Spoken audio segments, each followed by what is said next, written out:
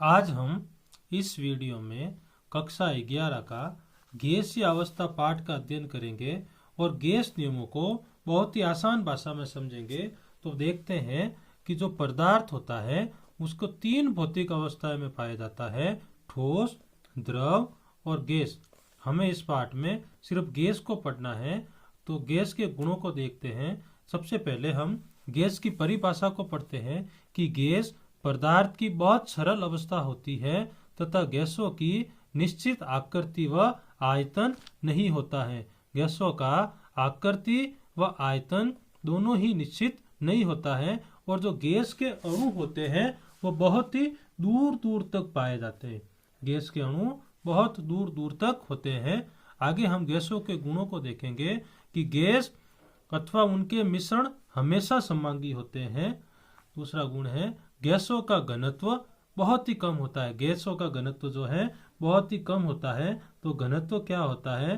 घनत्व होता है द्रव्यमान बटे आयतन, यानी गैसों का घनत्व कम होता है तो इनका आयतन जो है वो अधिक होता है।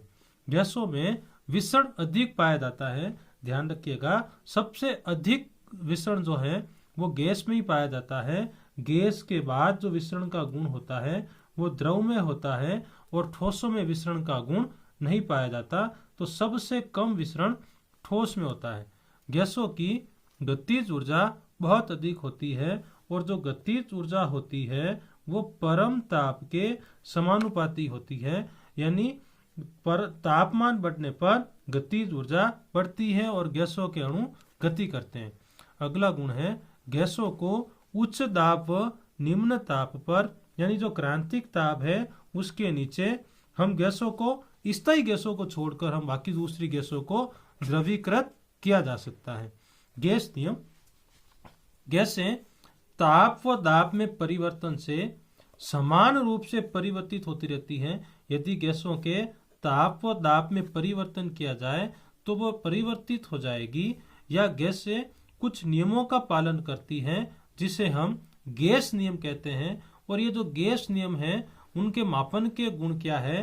पहला गुण होता है गैसों का आयतन, दूसरा गुण है गैसों का दाब, तीसरा गुण है गैसों का ताप और चौथा गुण है गैसों का परिमाण। तो ये चारों गुण परिवर्तित होंगे और गैस नियम बनाएंगे। तो हम इन गुणों की विशेषता देखते हैं। तो सबसे पहला गुण है गैसों का आयतन। तो आयतन क्या होता है कि कोई जो गैस है जितनी जगह घेरती है और जितनी जगह में उपलब्ध होती है वही उसका आयतन देता है। किसी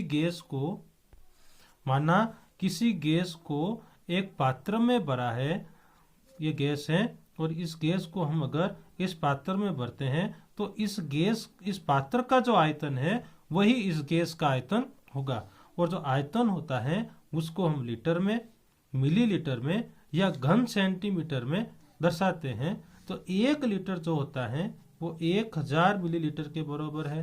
1 मिलीलीटर 10⁻³ लीटर के बराबर होता है और 1 मीटर क्यूब जो है वो 10⁻³ डेसीमीटर क्यूब के बराबर होता है। ध्यान रखिएगा दोस्तों कि एक पात्र में जो गैस भरी हुई है उस पात्र का आयतन ही उस गैस का आयतन होता है। अगला गुण है दोस्तों गैस का द्रव्यमान।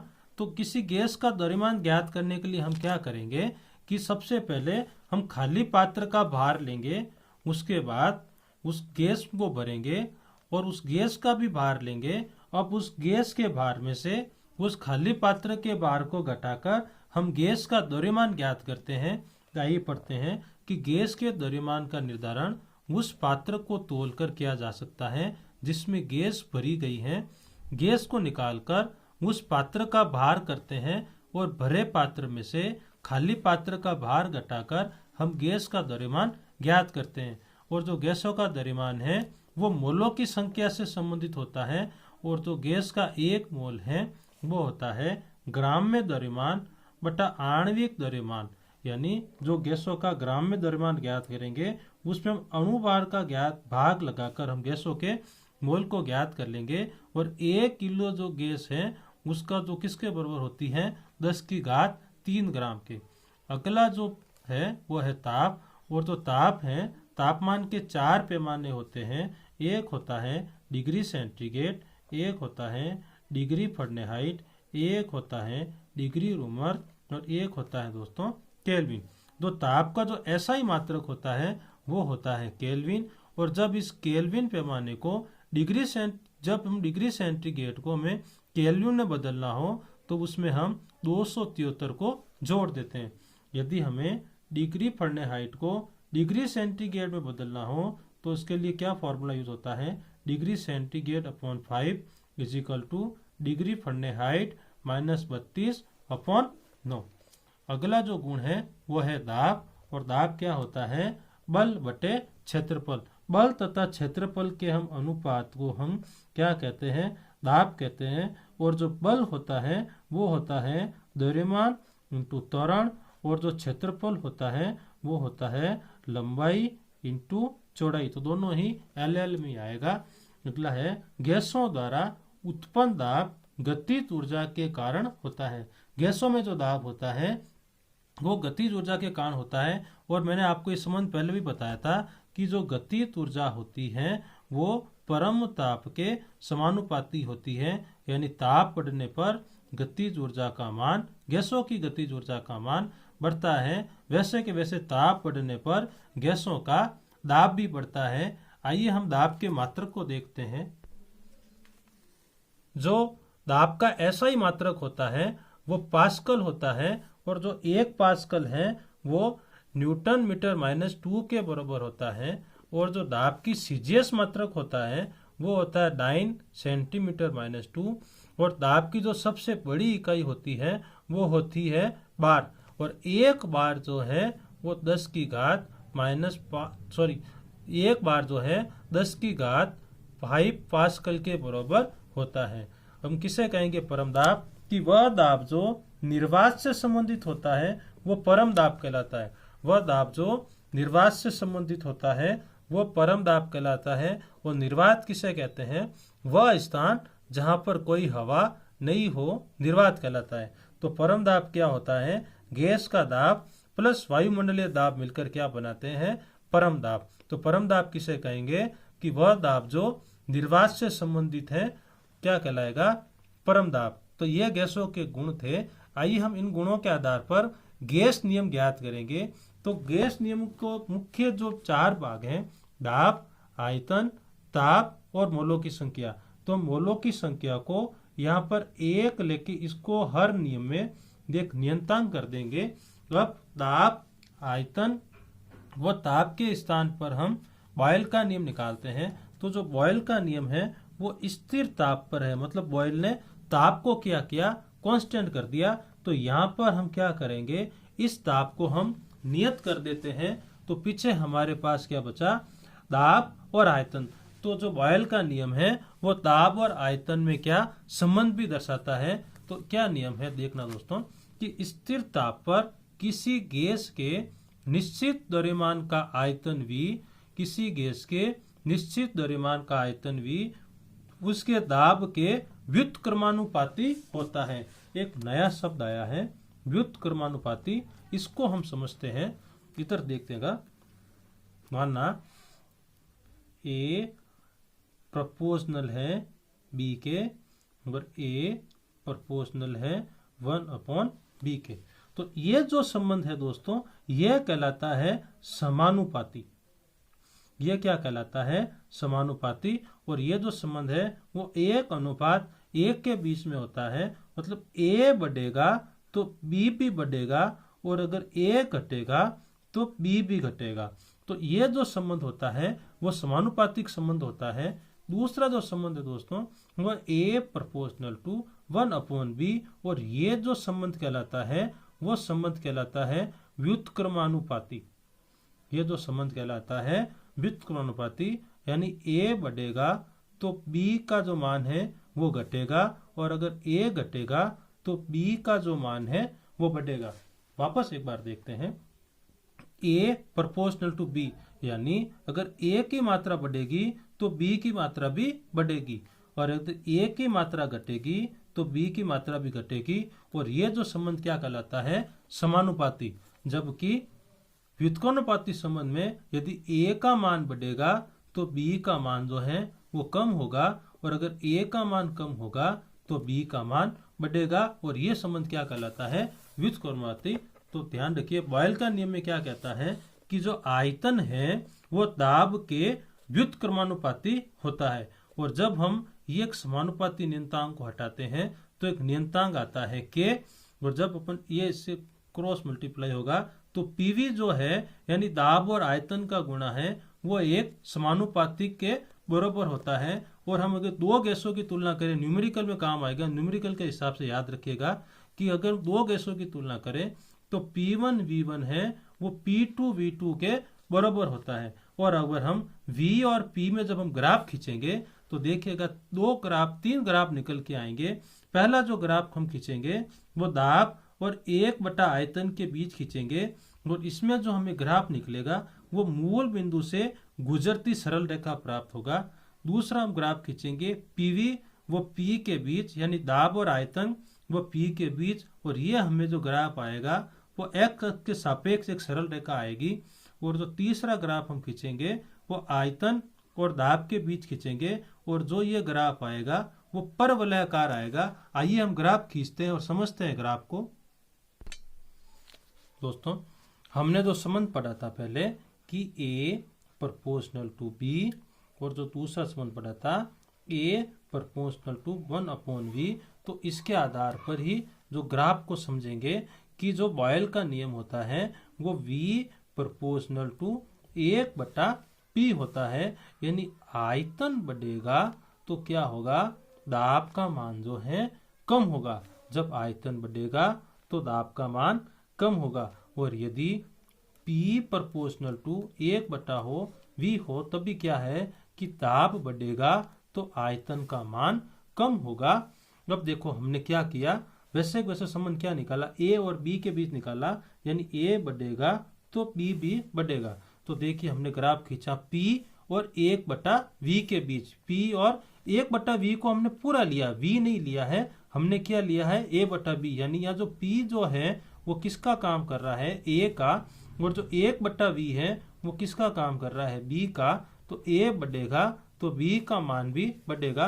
तो इसका हमारा जो ग्राफ आएगा वो कैसी आएगी, सीधी रेखा। इधर P का मान बढ़ रहा है तो इस साइड में हमारे 1/V का मान भी बढ़ रहा है। अगला जो ग्राफ खींचा हमने वो PV व P के बीच खींचा। हमारे बीच जो संबंध आया था दोस्तों वो क्या आया था, V प्रोपोर्शनल टू 1/P, और हमारे पास क्या निकल के आया था, PV बराबर K, यानी P और V जो है वो एक क्या है, नियतांक है। तो यहाँ पर देखो मैंने इस मान को नियत कर दिया P और V को। अब मैं बोली P का मान दाब कितना ही बढ़ा रहा हूँ, लेकिन जो रेखा आएगी वो एक PV के बराबर और सीधी रेखा निकल के आएगी। तीसरा ग्राफ मैंने खींचा है V और P के बीच। देखिएगा दोस्तों, V प्रोपोर्शनल टू 1/P ये संबंध था। अब क्या होता है कि जब V बढ़ेगा तो P का मान क्या होगा, कम होगा। जब हम V बढ़ाएंगे तो P का मान क्या होगा, घटेगा। ये V और P का मान है, जैसे जैसे V बढ़ रहा है वैसे वैसे P का मान जो है, दाब का मान जो है कम हो रहा है। तो ये तीनों वक्र थे बॉयल के नियम से, और जो बॉयल का नियम है वो किसके ऊपर आधारित है, ध्यान रखिएगा, बॉयल ने ताप को स्थिर कर दिया था, ताप को स्थिर कर दिया था और दाब व आयतन में संबंध बताया था। अगला नियम देखते हैं चार्ल्स का नियम।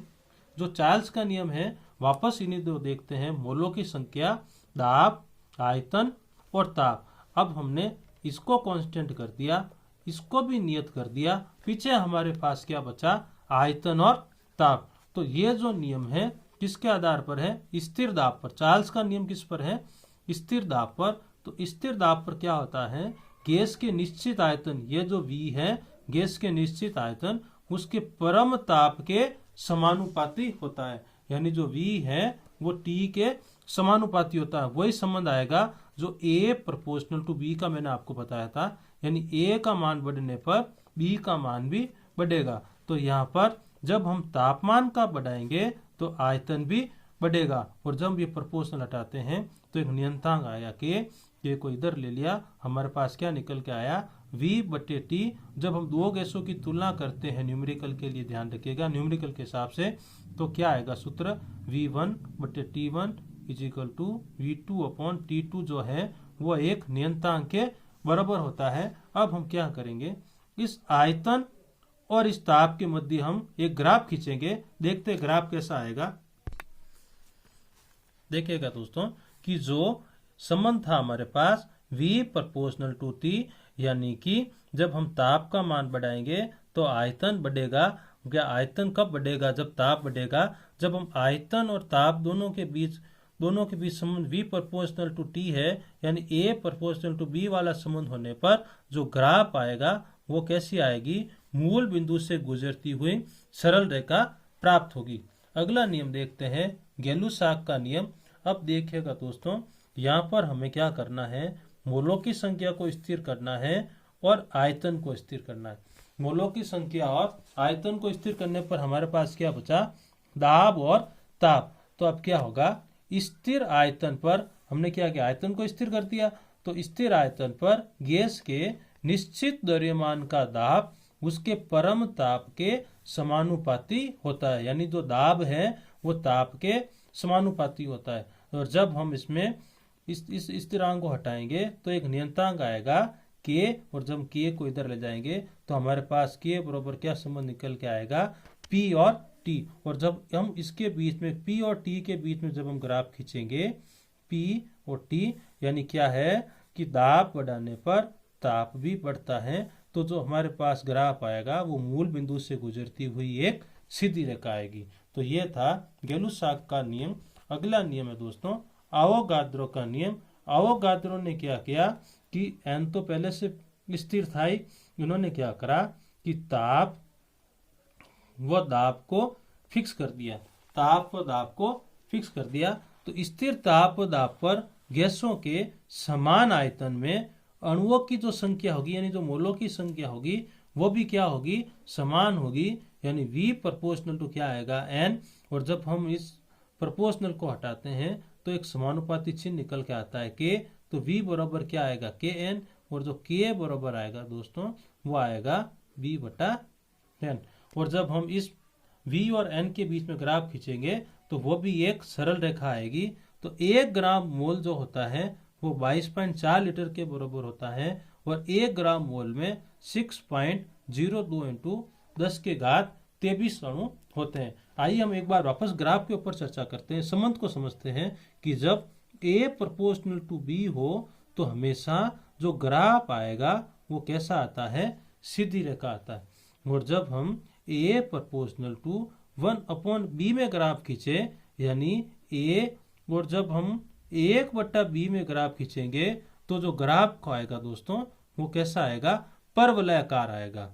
तो यह और बाकी की बात करेंगे हम दूसरे वीडियो में करेंगे, जिसमें हम आदर्श गैस समीकरण ज्ञात करेंगे। आपको वीडियो कैसा लगा, इसको लाइक करें, शेयर करें,